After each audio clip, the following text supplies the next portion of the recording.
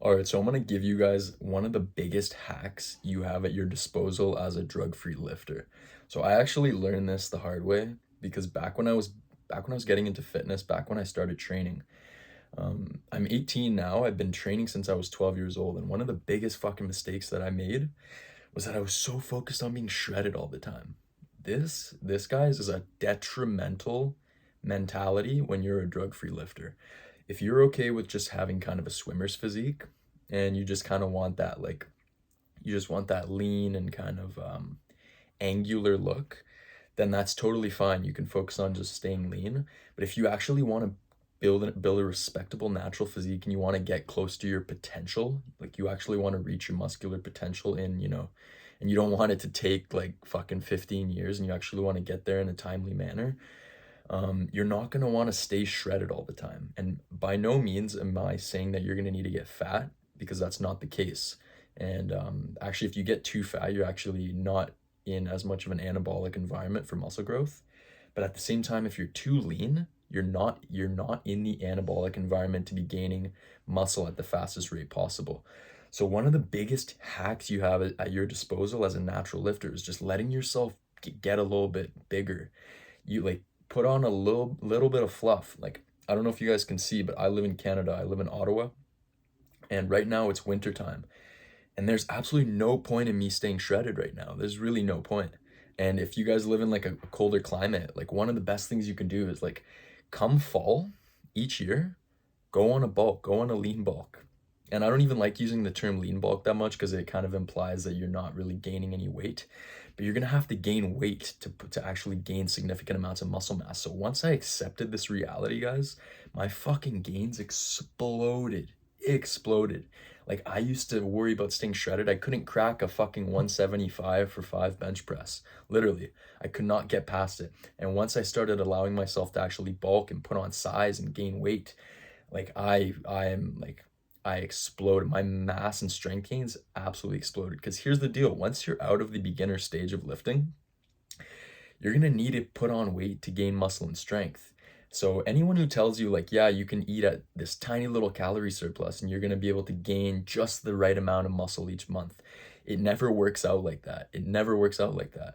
So what you're gonna want to do is eat at a more sizable calorie surplus, like not nothing too big, like a 300 calorie surplus per day is plenty. Anywhere from like a 2100 to 2500 weekly calorie surplus is plenty. But the point is that like don't expect to eat at maintenance all year or be in a deficit all the time and put on any significant amounts of muscle and strength. So I until I accepted this fact and I started using it as, a tool, my gains exploded. Like simply they fucking exploded. So like what I'm really trying to teach with my channel is like how you guys can build an incredible natural physique. Like I'm trying to teach the natural route, how this works as a natural lifter, because building, people don't understand, especially when they're first getting into fitness and they're starting to watch fitness content. They don't realize that building a physique as a natural is a completely different ball game, completely fucking different. So most people, they get discouraged when they don't see great results, but the reality it's because they're following something that's not made for them. Like in my last video, I was talking about how a more lower volume, lower frequency approach is better. And it sounds crazy to most people because they're used to hearing, the high volume, be in the gym all the time. But it doesn't work when you're a natural lifter. It just doesn't. So this is one of those things that you have to accept as a natural lifter. And I actually created this rule to help you with this process. So I call it the 9-3 rule or the 10-2 rule. I talk about this in some of my articles. And what it means is that until you've completed 9 to 10 months of cutting each or of bulking each year, sorry, you don't even want to think about cutting. So, and like when you've hit 9 or 10 months of bulking each year, you have the go ahead, you have the green light to go ahead and cut for 2 to 3 months. And what this allows for is for you to actually get closer to your natural potential a lot sooner, get close to your muscular potential. Because what you really want to do when you're a natural lifter is you want to get to your genetic muscular potential as fast as you fucking can. Obviously, it takes a long time. It's going to take closer to 10 years to actually get close to like where you can say, okay, I'm not really gaining any muscle anymore. I've reached my full potential. I'm maxed out. It's going to take a long time. But if you're not willing to bulk, if you're not willing to go through periods where you're eating more, it's going to take you so long. You may never even reach it. You may never even reach your muscular potential. So this kind of rule, this system allows for you to each year prioritize getting closer to that muscular potential, getting closer. Because that's when things get really good. Because once you have a lot of muscle on you, cutting becomes a lot easier because your body is a lot more metabolically costly. So you can eat more. So that's one of the things. I used to have such a hard time staying lean because I didn't have much muscle on me. Therefore, my maintenance calories were super low. And when I was cutting, I'd be fucking starving, like starving. But now it's like, now that I have good muscle size on me, I can actually eat quite a bit of food and still stay very lean. So that's a mistake people make, is they want to stay lean all the time. It just doesn't work, guys. You're going to need to put yourself in that anabolic environment and really put on that muscle and strength. Get that fucking strength and muscle size up, and everything becomes a lot easier. And when you want to cut down lean, it's gonna be so much easier because you can still eat quite a bit of food and get lean, because your deficit, your maintenance is gonna be a lot higher when you have a lot more muscle on you. So that's really what you want to prioritize getting to. So instead of always focusing on staying shredded, make bulking your priority. And if you do things right, if you bulk properly throughout the 9 to 10 months each year, you're going to be within striking distance of being lean anyways. So you only really need 2 to 3 months each year to get lean. That's really all you need. Unless you get absolutely fat as shit during your bulk, which I don't recommend, because then you're gonna have to cut your bulk short, and then you're gonna not even have any muscle and strength gains before you have to cut. You're gonna wanna, not get fat as shit throughout the bulk. Take 9 to 10 months.